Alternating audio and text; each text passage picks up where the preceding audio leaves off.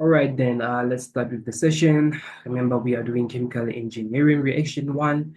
At this point in time, we will be looking at three types of reactors, which falls under unit one. The reason why I'm doing this is because we want to solve few questions. So it's very important to understand this basic before we can solve the questions.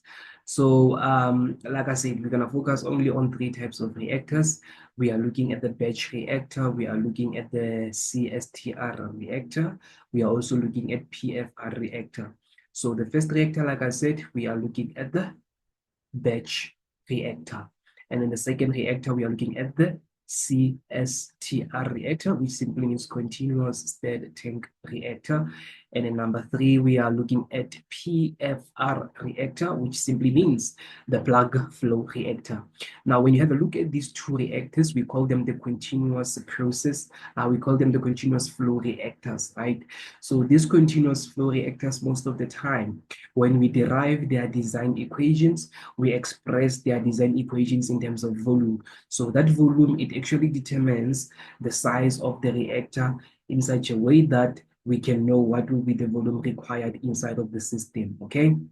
All right, so these two, they go hand in hand. But in this session or lesson, what I want to do is I want to focus on the batch reactor, okay? So that's what we are most definitely going to do. But out of these three reactors, this is what I want you to understand. We're going to look at the material, meaning we're going to look at the mole balance that goes through the reactor and moles that goes into the reactor and leaves the reactor. All in all, that will lead to a mole balance in the system, which is within our reactors. So now we have what we call the GMBE. So when we talk about the GMBE, we simply referring to the general mole balance equation. So for all of these three reactors, we have the GMBE, okay? So when you want to derive what we call the design equations for each and every reactor, you have to start from GMBE. Like I said, for this session, we will be focusing on the batch. So we're going to learn on how to derive the design equation for batch reactor. Okay, so we're gonna start through the general mole balance equation. So this is how, in a nutshell, general mole balance equation looks like. We have in, we have out, we have generated, and we have accumulated. So what is this? So this simply indicates the mole balance. It simply indicates what goes into the reactor, which is in, and then negative because it is leaving the reactor. So what leaves the reactor, right? Because remember, this is a reactor, we're expecting a chemical reaction to take place within the reactor, right? And then G, it is generation, which is defined by chemical reaction that is happening within the reactor. And then A, it is just the accumulation of samples within the system. Okay, so this is just the balance equation in a nutshell. But now, because in this case, we are looking at the mole balance of our system. So let's assume that we have a chemical reaction of a reactant turning into a product B. So this could be isomerization reaction, it could be composition synthesis, whatever type of chemical reaction will be taking place within one of these reactors. So if our species is A and it is the one that we are working with as a reactant, so now this is how we can write our GMBE. We can simply, like I said, this is mole balance. So in this case, we're gonna do our mole balance in terms of molar flow rate. Remember, number of moles divided by time, that is molar flow rate. So for in this case, the molar flow rate, it is denoted by F sub AO, right? Why are we saying A? Because like I said, our species that we are decomposing, it's A, right? Or synthesizing, it's A. It's not matter as long as we are looking at the reaction for now. So it is A, O. O simply means initially, or simply means what is going into the reactor. And then out, we're going to have A sub A, which is what is leaving the reactor, plus the generated. So in this case, the generated, it is defined by an integral. I'll tell you why. So we have the integral of volume in the volume of the reactor multiplied by RA multiplied by dV. So why we have this integral expression is because this is a chemical reaction within a system. So within a system, we are looking at the volume that can lead into variation that is taking place within the system. I mean like the reaction that is taking place within the system, it happens due to a volume variation, but we will see depending on type of reactor that we are actually focusing at. And then is equals to accumulation is going to be dN sub A divided by dt. This is just the accumulation that will be taking place within the system. So this is just what we call the GMBE. So now let us talk about the batch reactor. What are we going to do? We are going to derive the design equation for a batch reactor. Okay. Now try to explain what's happening within the batch reactor so that you can understand why are we writing this and that and that. So the first thing that we're going to start with, like I said, say in this batch reactor, irrespective of order of reaction that is taking place within the reactor, because you have to understand that our reaction could be in a first order, or our reaction could be in second order, or our reaction could be non-linear, depending. But for now, let's just not talk about it for now. I'll talk about it maybe towards the end. So now, again, we have chemical reaction whereby A, it is reacting to form P or to form Z or to form W. We don't care because we are on the side of the reactant. So now this is what is happening. We're going to start with GMBE, which is the general mode balance equation. So we have the flow rate that goes into the system and the flow rate that leaves the system plus the generation, which is the integral of volume in the reactor multiplied by RA dV is equals to dNA divided by dt. Now, this is where we're going to start by deriving the equation. Now, when we derive this equation, what we do is, because we are talking about the batch reactor, we look at the assumptions that are taking place within this type of reactor. So when we talk about the assumptions, now this is what for batch reactor.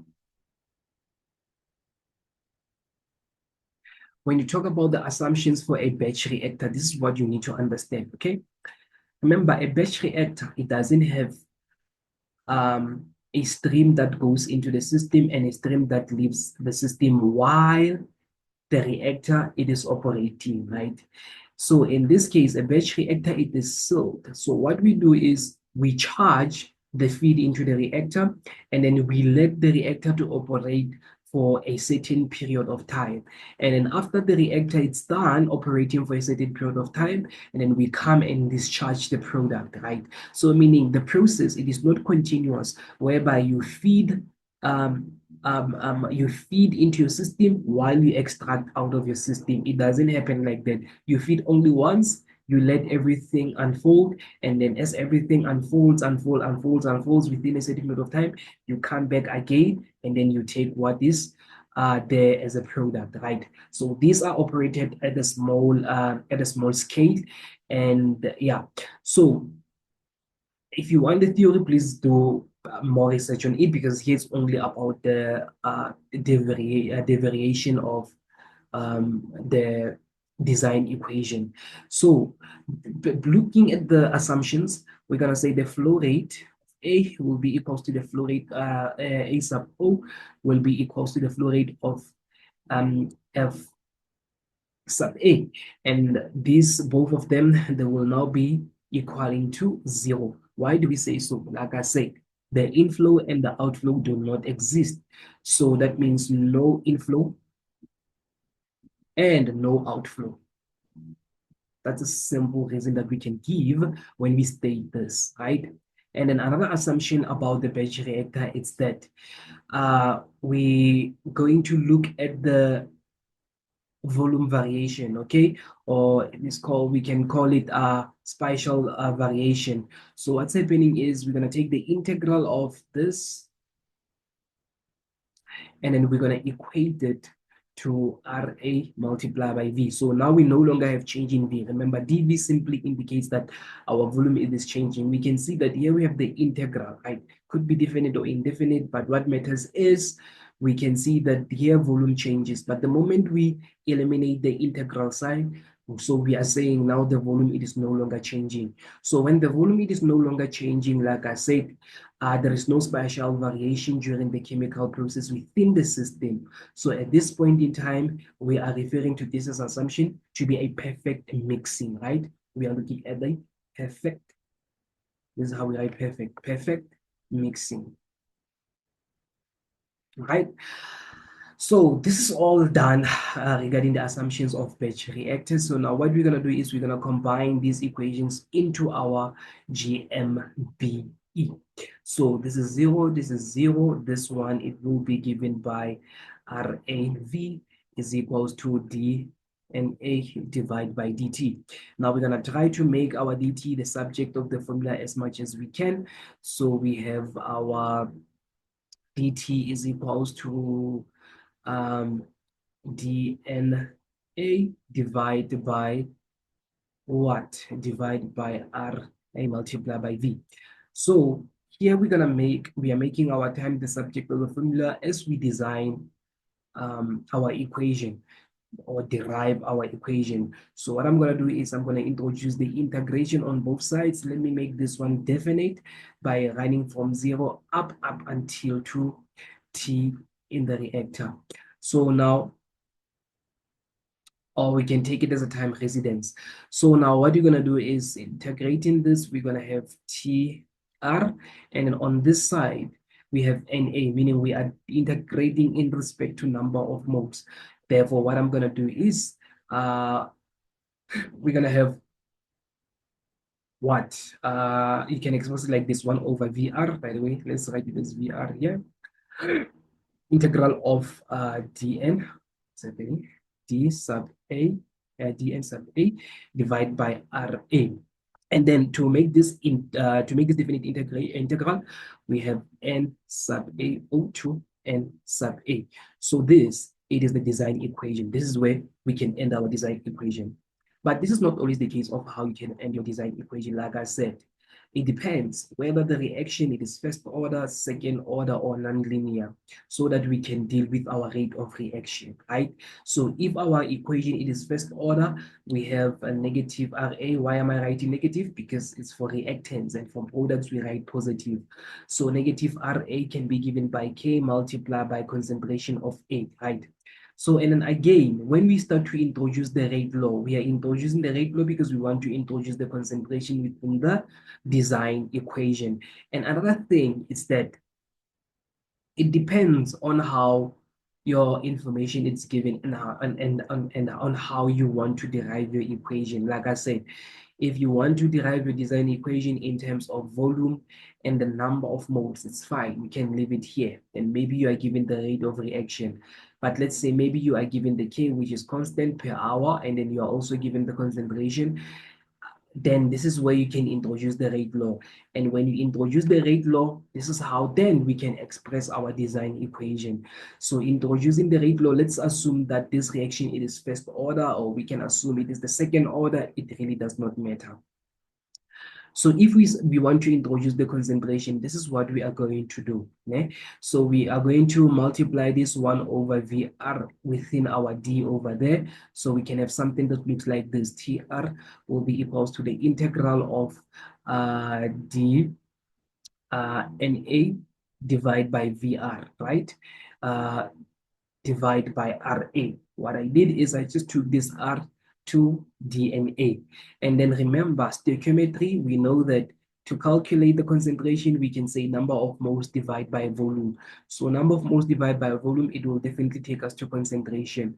So at this point in time, I can have my TR is equals to the integral of dCA. Now I have concentration because N sub A divided by V sub R will give us the concentration. Divide by, recall that when we introduce the rate law, then this is when we're going to substitute K multiplied by CA. So here we can have K multiplied by CA. And the other reason why we introduce our CA, the reason why we are writing our rate of reaction in terms of concentration is because we are integrating in respect to concentration, right? So now what we can do here is, oh, by the way, I forgot to get the negative, because remember it's negative RA and we got it as positive. So that means this will be negative. So now I'm going to take my 1 over K outside, my negative 1 over K outside, and then I'm going to integrate from concentration CaO, concentration Ca into out of the reactor. This is into the reactor, dCa divided by Ca. Now we have to introduce mathematics to integrate this, okay? So in an integral form, then this will be our design equation again. So I want you to pay attention. These design equations are different, but they are the same. It's just how you expressed it. Expressed it in terms of number of moles and volume and the rate of reaction, or you can express it in terms of the constant of rate of reaction, which is K, or a concentration in and concentration out into the system. So if we integrate this, if you don't want to write it in the form of integral, we know this is where we're going to have to apply math. So the integral of 1 over Ca is going to be natural log. That's when you're going to have to introduce natural log and whatnot. So yeah, I'll just leave it here as an integral form. And this is 2 design equations for a batch reactor.